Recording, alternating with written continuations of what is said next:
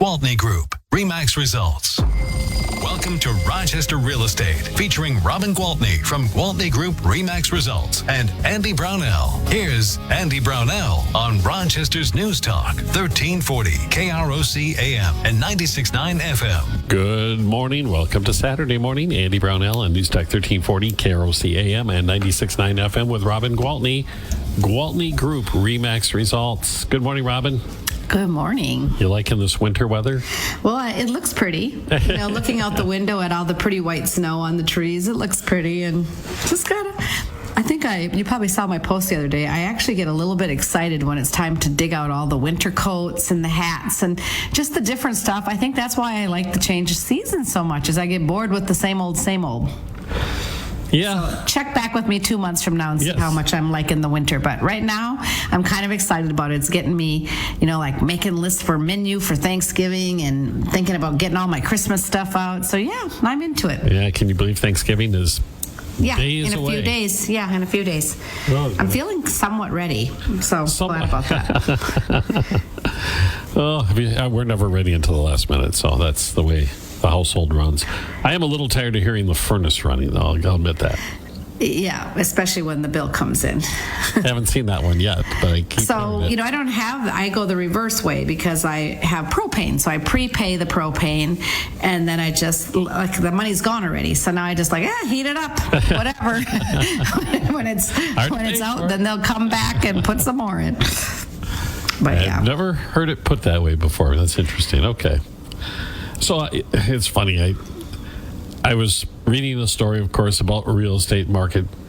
It was a national piece. And as usual, the headline was a little bit misleading. And then it was quotes from people who were anxious, let's put it that way. About and all I kept thinking when I read through this, I got into the market when interest rates were 9.5%, and I thought at that time it was a no-brainer. Right. After I did the math, I thought. Well, it's because they had been that way. That was status quo, so it wasn't in the headlines every day making you feel like the sky was falling. Well, that's a good point. But still, I sat down and looked at what I was paying in rent. Right. And what I would be paying for the home, which was a lot more living space and your own and my own, and had the garage there and had all the amenities you have with a home, and I thought, goodness gracious, this is like $200 more per month. This is crazy. Let's do this. Let's go. Right, and that is still very true, and I'm excited to share some. I've talked many times about how the rates are going up and what's going to happen, and this is where you have to start thinking outside the box. And so 2 of the lenders that I work with very closely have both come in and talk to our team. Well, actually, one has only told me, but she's going to come in and talk to the team, and the other one has been there. But talk about this new product called a 2-1 buy down. So it's pretty exciting because it's something that the seller pays. All right? Okay. So just the fact that we're back in a market where the buyer can ask the seller for anything is amazing. And I think this is really, we're seeing a lot of this with new construction because it's a way that the builders can kind of stay in the game and keep enticing people to build. But it also works for, single family residences that a seller owns and wants to entice a buyer to buy. So I'll give you like a real life example. Okay. I have a buyer who is just about to buy a house. The house is $650,000. The interest rates right now that they're being quoted are like 6.375, which is great. I mean, they've dropped a couple weeks in a row now. Let's just for easy math, let's just say 6.5. Okay. So let's just say they could lock in today at 6.5. And if the seller of the home that they're buying is willing to give them a concession, and it has to be written in the purchase agreement that the seller will pay, and in this case it'll be $10,500 toward the buyer's mortgage buy down. Okay? So that's what it's being specifically used for. We used to say closing costs and or prepaid, so the cost to close. But this has to be more, this has got to be a little more specific. So let's say that we do this. Let's say that this seller agrees to this and he pays the $10,500. Now, some sellers are listening right now going, well, I don't want to pay $10,500 for a buyer. Well, maybe you don't, but if it means getting the house sold and not waiting 30 more days to only do a $10,000 reduction, it might not be that crazy. So I think we will see more and more of it. So in this particular case, if he decides to do it, then they take that 6.5% and they subtract 2% off for the first year. So the first year, they'd be paying 4.5%. And then years 2 and 3, they'd be paying 5.5%.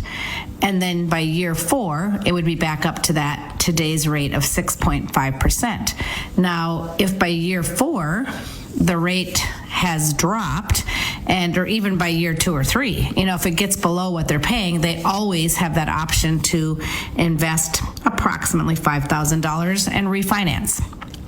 Well, then people say, well, I wouldn't have the $5,000 to refinance. So you say that I could do that. But the thing is that refinance, that fee can be rolled right into that refinance. So there's just always, I don't know, there's always different ways to look at it and different ways to go about it and different ways, different tools to use to achieve your goals. So when I talk to them about that, they're like, wow, 4.5%, that would be super. And even the next 2 years at 5.5%, that's not that bad.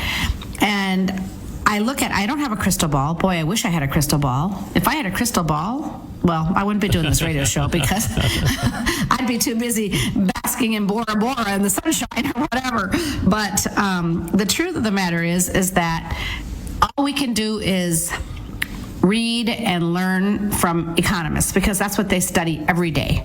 Like if I have a brain tumor, I am going to go and meet with a neurologist who studies that every day, and he knows. He still can't promise me what's going to happen, but because of what he's seen and what he's done, he's going to be the best suited person to give me information, right? So the best suited person for me to take information about regarding the interest rates are these economists, that this is what they do day in and day out. And I know you've heard me say that I really closely follow Lawrence Yun, who is the chief economist for the National Association of Realtors, A, because, of the affiliation, but B, because I look back over his predictions in the history, the last 5 years, and he was very right on. I mean, nobody saw the pandemic coming, so clearly, that was, just a big anomaly. Anomaly is a good word. It was just a very odd thing. But bottom line is if you ask him what's going to happen, he tells us that he thinks interest rates are going to hover right around 7%. And that's kind of where they're going to stabilize. And he thinks by Q3 of 2023, they will actually have dropped back down, slowly. Anybody that's looking for a great big fast rate drop, that is not going to happen. Nobody thinks that's going to happen. It hasn't happened in the past either. It's been a gradual. Except for with the pandemic. That's it. That's the only time, so that was the weird thing. But anyway, they also have never, because they had dropped so low, this is the first time in the history of mortgages that rates have ever doubled in 1 year. Yeah. So it's why people have panicked. But we're still at under 7%. But once again, it's also a matter of perspective. When you're doubling next to nothing, you're still at a reasonable place. Correct. But it's this is why I think buyers are panicking, because they're not focusing on, 7% is not really that bad compared to what people have done before us. But what they're seeing is rates have doubled in 1 year. And it's like, panic, and then people are scared. So I think it's really important to not just give up on the idea of buying a house, because the truth be told, values of homes have not started to decrease. Values of homes are still increasing. They're increasing at a much slower pace, but thanks to the pace that they had raised over the past few years, homeowners have never had more equity in their homes than they have right now. The average homeowner has $300,000 worth of equity. It's a lot of equity. And that's why, without a crystal ball, I can tell you, do not expect to see what we saw in 2008. Because in 2008, people did not have equity. People were doing short sales. And if you're listening and you don't know what a short sale is, that means you could sell your house for $250, but doggone it, you owed $300. So you either had to figure out how to come up with $50,000 to bring to the table so that you could afford to sell your house, or you had to go to the bank and try to negotiate with them that they would take less than what you owed so that you could get out from under it. And if neither one of those two things happened, people just packed their stuff and moved on. And that is what caused the huge foreclosure crisis, because they didn't know what else to do. They didn't have they couldn't bring money to the table to close, so they couldn't sell, but they couldn't even pay their light bill and their heat bill, so they couldn't stay. And they couldn't get the banks to work. Well, some did. I mean, there were plenty of short sales that happened, but it was a very time-consuming, tedious process, and you definitely needed the help of a professional, or it would have been enough to drive you crazy. I mean, as a professional, it was enough to drive me crazy. But, we did it. On the other hand, too, though, as you point out, the equity issue, a lot of the people who were in that situation didn't have a lot of skin in the game. They didn't have very much equity yet because they got into these zero down payment things. They had no equity. They were short. I mean, they literally had nothing to lose, literally. Yeah, so from their point of view. Except for their credit and their pride and, the fact that they had to lose their home. I mean, that wasn't an easy thing for anybody to go through, I can promise. And I don't think people just thought, oh, hey, everybody else is doing it, let's us do it too. I mean, it was just the way things went. So yes, was a terrible situation. Terrible situation, and we are not headed back there. We are absolutely not headed back there. So please keep that positive attitude when it comes to the real estate market, because I promise you, everything is going to be all right. And we're going to continue. Actually, some economists are predicting another huge boom, just like we had in 2021, in 2024, because things will stay so quiet, and then all of a sudden everybody will realize, hey, everything is okay, and then they're all going to jump back in at the same time. So continue on. If your idea is to sell your house, go ahead and sell your house. If your idea is to buy a house, go ahead and buy a house. But make sure that you have somebody to help you that knows, how to accomplish your goals in the best possible way. Hey, actually, somebody. Thanks. It's Robin Gwaltney, Gwaltney Group-RE Max Results. We have to take a break. All right. We'll be back in a moment on News Talk 1340, KROC AM and 96.9 FM. We'll be right back with Robin Gwaltney and Andy Brownell on Rochester Real Estate. This is News Talk 1340, KROC AM and 96.9 FM. I feel so tense and worried all the time. Robin Gwaltney from Gwaltney Group-RE Max Results and Andy Brownell on Rochester's News Talk 1340, KROC AM and 96.9 FM. Welcome back, everybody. We're talking with Robin Gwaltney with Gwaltney Group-RE Max Results. Talking about the shifting marketplace in the real estate world. Oh, before we do this, we were talking positivity before we took the break. Yes. There was a report, this was out of the Twin Cities, to illustrate exactly what you've been talking about. While the sales were down, the median price of homes in the Twin Cities was up like 4.7% in the previous quarter. Right. That's a nice gain, 4.7%. Yes, it is. It definitely is. And that's why those are the numbers that these economists are watching that are saying, oh, this is going to create another boom. If people just stay out, and then all of a sudden they realize, ooh, but I do have a lot of equity in my home. If I sell it, I can get a bigger house. And with these loan products that are out there, I could actually have a pretty good payment. And once they all figure it out, they're all going to jump back in at once, and we're going to be right back into multiple offers. I actually had two 2 houses sell. I had a listing that sold in multiple offers this past week, and I had a buyer who had to buy in multiple offers. And the one that he had to buy in multiple offers, I'm kidding you not, it had been on the market 140 days, and after 140 days, we got into multiple offers. That's wild. That's interesting. Yeah, anything happens. Anything can happen. It's crazy game out there. So are you noticing other signs of the change in the marketplace from what I like to call the complete insanity of the pandemic period? Yes, most definitely. Because I've been around a long time, this is my 22nd year in the business. So because I've been around a long time, I wouldn't call the things that I'm seeing new. I would call some of the things that I'm seeing back again, okay? So it's sort of like bell bottoms. No, right? Don't do that. No, I mean, they were a big thing when we were kids, and they're back again. So yeah, it's one of those things. So when I was newer into real estate, it was very common for people, if they were listing their house, to call in, 2 or 3 or 4 different agents and get their opinion and ask a lot of questions about how will you market my house, why are you different than the other agent? And that is still more commonplace in the selling side. But we used to also see that for buyers. We would have somebody call and say, could I come in and meet you, have an interview? I'm looking to hire an agent to represent me in the purchase of my home. Now, it's been quite a few years since we've seen that because, first of all, there was a couple years there where they would go see a house and they would immediately contact the person selling it, thinking that they were going to be at a better advantage point working directly with the listing agent.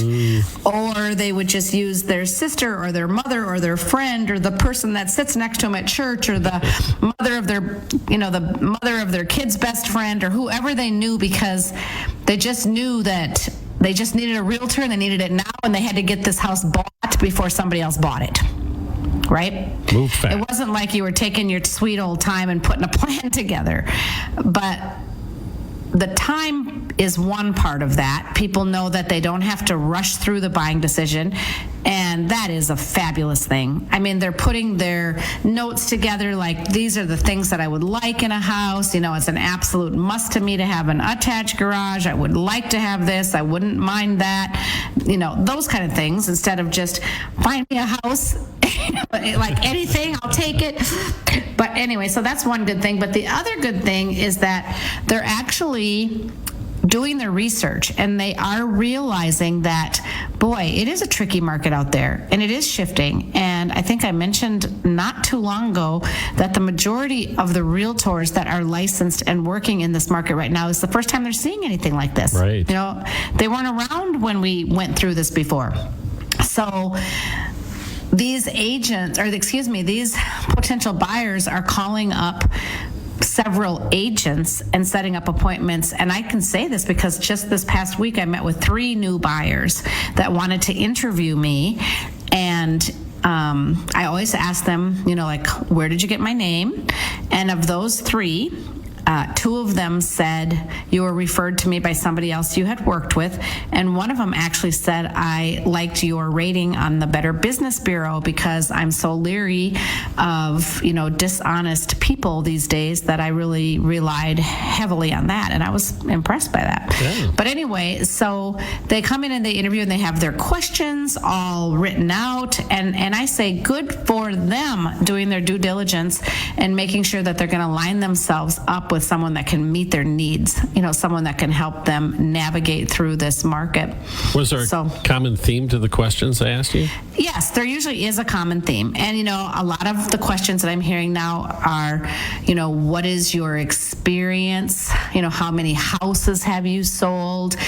What do you think is going to happen with the interest rates? Is it a good time to buy a house? They're asking all these things because the scariest part of buying a house, what's the scariest part of doing anything really, is the unknown. Sure. So if we can take that element out and answer the questions so that they can put a plan together, set expectations, know what this, journey is going to look like, and then get to where we're going. I think that it just puts these buyers at ease. And like this young couple that wanted that $650,000 house, they're like, oh, but at 7%.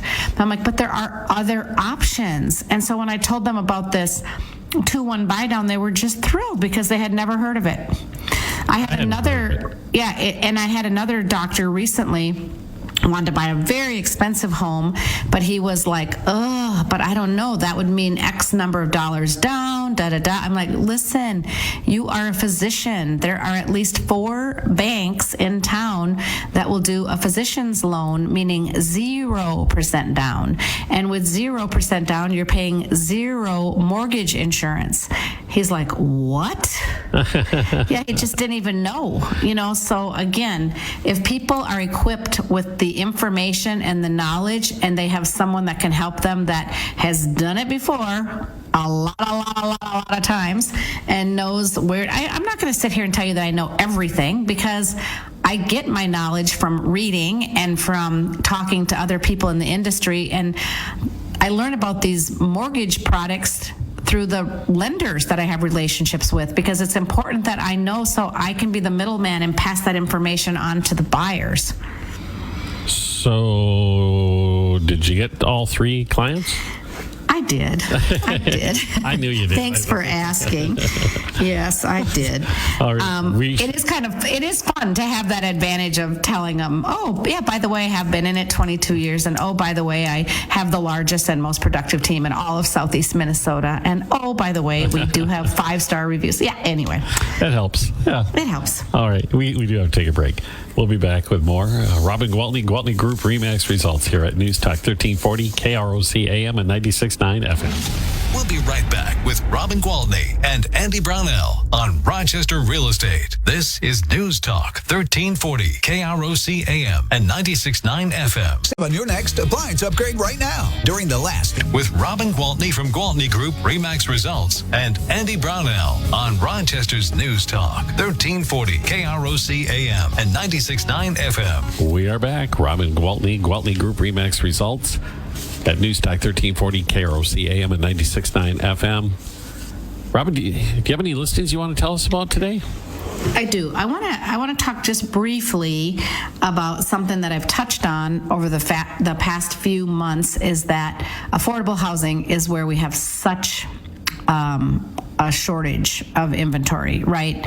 I mean, and everybody has a different idea about what affordable housing is, but I'm talking about being able to buy a nice, new, beautiful home in a price range that most buyers can afford. Sure. That is a good thing.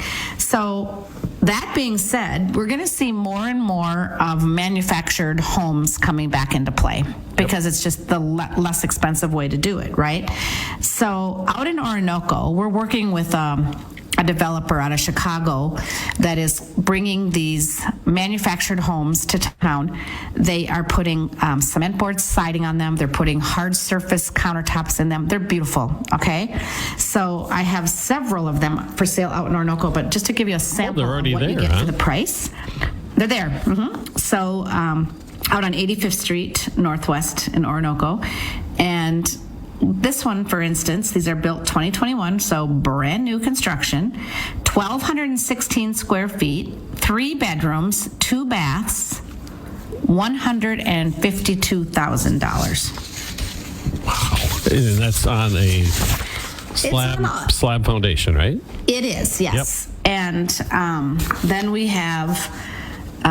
that's great for somebody who wants to downsize, it's too. So great. And 1,568 square feet, 3 beds, 2 baths, $192,000. And this one is 4 beds, 3 baths, 2,432 square feet. This is a pretty decent sized home. Yes, it is. It's $267,500. So I'm saying, compared to traditional stick-built homes, it's just much, much more affordable. So I am excited to see how this project takes off. I have a feeling it's going to be a really good answer for so many buyers. So I'm excited about that. You should, if anybody is interested in that, they should go to just Google the manufacturing process for these homes. Yeah. It's amazing what they do. Yeah, it really is. They get to remove everything from the elements. The wood's not sitting outside and getting wet and warping, and that's a conversation for a whole show. It is. But I just got those listed, so I wanted to, give a shout out. I'll give a couple. I'll just talk about a couple more. I know we don't have a lot of time. Okay. In Pill Hill, I've got a couple of great investment properties. I mean, they would work great for single family homes as well, but the previous owner used them as Airbnbs and did very well. One is 518 7th Avenue Southwest. That's a 3-bed, 2-bath with a 1-car garage. It is 1,435 square feet, and it is $375. All right. The other one is 615 3rd Street Southwest. So these are all walkable to downtown, walkable to St. Mary's. I mean, beautiful neighborhoods, as you know. 4 beds, 3 baths, 2-car garage. The baths have been updated and they're just beautiful. It is a total of 2,500 square feet, and that one is $450. Wow. Yes, very nice. Up by Viola Lane, if you're one of those families that are looking for a big house for your family, but your kids are already at Century and you want them to stay there, this is a good option. This is a 5-bed, 4-bath, 3-car garage, 3,500 square feet. It is 1911 Northern Viola Lane Northeast, and that is $539. Nice. If you want to be closer to downtown, I wouldn't call it necessarily, I guess you could walk it, but it'd take you a little while. It's out by the Country Club, up on Eagle Ridge, 2918 4th Street Southwest, another big, beautiful house. 6 beds, 5 baths, 3-car garage, 4,160 square feet, has a big screen porch, has a nice kind of private wooded backyard, $799. So that's up on the hill right above, right? Right above 2nd Street. Yep, you got it. Yep. And I've got something out in Pine Island that is a really good income opportunity because it's a single family home, but the lady who lived there actually has the basement fixed up as a rental, and she had that rented out. And that one is $349.9. It's 3 beds, 3 baths, 2-car garage. It's a nice ranch on a very private wooded lot overlooking the Zumbro River. So that's 300 Kennelly Court Southwest in Pine Island. And let's see here. I've got something out in Casson. It is a 4-bed, 3-bath, 3-car garage. And this one is 2,174 square feet. And it is $399.9. You have got a lot of inventory to talk I do. This is a beauty. I think it's really close to being sold. We've been negotiating back and forth the last couple of days, but 2710 Galena Place Southwest, and that one is listed for $964, and it is a modern house. It's 4,024 square feet, 6 beds, 4 baths, and a 3-car garage, and that one was just built in 20, so pretty new. The owner loves it, but she's just relocating. And of course, I've been plugging this one for a few weeks, but I'm not going to stop because somebody is going to love this house. It is a 5-bed, 5-bath, 3-car garage, 4,200 square foot house that's sitting on over 2 acres. And this one is $759.9, and that is 8821 Ridgecrest Drive, Northwest. All right. So there you go. I've got lots of good options. Good options. So, and of course, there's other agents that have listings as well. So it's a good time to be a buyer. You have things to choose from. And options. You have options. Options are good. And you can look at too. So if somebody wants to learn more, how do they get a hold of you? Please call my cell phone. My number is 507-259-4926, and I promise you, if I'm available, I'll answer it. If I'm not, leave me a message and I will call you back very promptly. I would love to talk to you and help you with any of your real estate needs. All right, Robin, have a great Thanksgiving, and we'll talk to you after that. Sounds great. Talk to you soon. Robin Gwaltney with Gwaltney Group-RE Max Results on News Talk 1340 KROC AM and 96.9 FM.